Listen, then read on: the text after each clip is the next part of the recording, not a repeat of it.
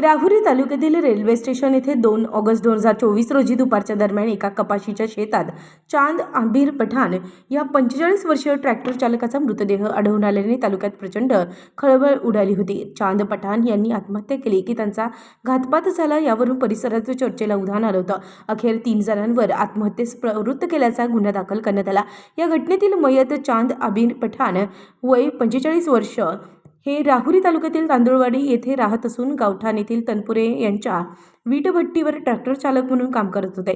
दिनांक 2 ऑगस्ट 2024 ला दुपारी 3 वाजेदरम्यान अनिल गायकवाड नामक इसमाने चांद पठाण यांच्या घरी जाऊन त्यांचा मुलगा शकील पठाण याला सांगितलं की चांद पठाण हे मच्छिंद्र पेरणे यांच्या कपाशीच्या शेतात बेशुद्ध अवस्थेत पडलेले आहे।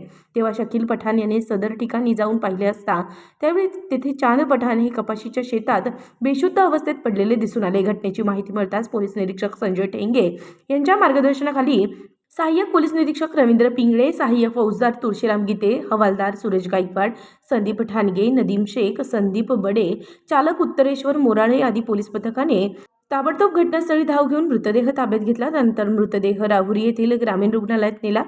तेथील वैद्यकीय अधिकाऱ्यांनी चांद पठाण यांना उपचारापूर्वीच मयत घोषित केला। त्यानंतर चांद पठाण यांच्या मृतदेहाचे नगर येथील ग्रामीण रुग्णालयात शवविच्छेदन करण्यात आले। तोपर्यंत पोलीस पथकाने संशयित 3 आरोपींना ताब्यात घेतलं होतं। शवविच्छेदनानंतर चांद पठाण यांच्या नातेवाईकांनी चांद पठाण यांची अंत्ययात्रा थेट पोलीस ठाण्यात आणून गुन्हा दाखल करण्याची मागणी केली होती। यानंतर काल दिनांक 3 ऑगस्ट 2024 रोजी चांद पठाण यांचा रेल्वे स्टेशन येथे अंत्यविधी करण्यात आला। दरम्यान शवविच्छेदनाचा अहवाल प्राप्त होऊन चांद पठाण यांनी गळफास घेऊन आत्महत्या केली असल्याचं नगर येथील ग्रामीण रुग्णालयातील वैद्यकीय अधिकाऱ्यांनी सांगितलं।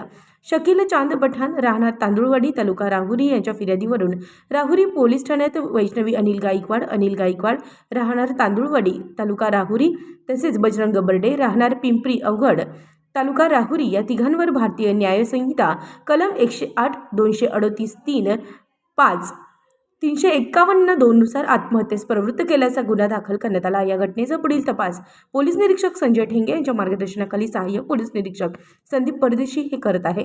उत्तर महाराष्ट्र न्यूज नेटवर्कसाठी जालेंद्र ढोकणे, राहुरी।